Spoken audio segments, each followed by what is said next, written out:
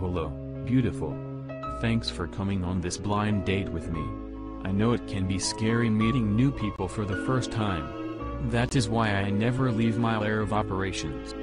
Yes. I was very nervous about it. My friends all. Waiter. Waiter. Waiter. Waiter. Over here, you whore.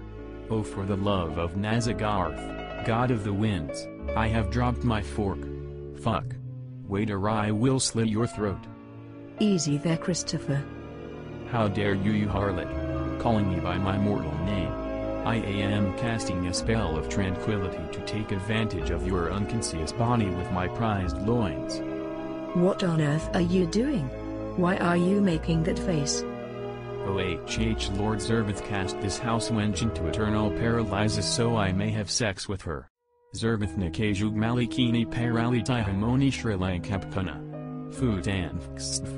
Hino. Buddy, I don't know what your problem is, but you better stay away from me.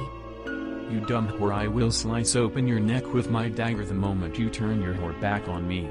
Speaking of which, does your water taste like antifreeze and Drayino? Go juggle Klagar. You black fat fucking gluck hunt.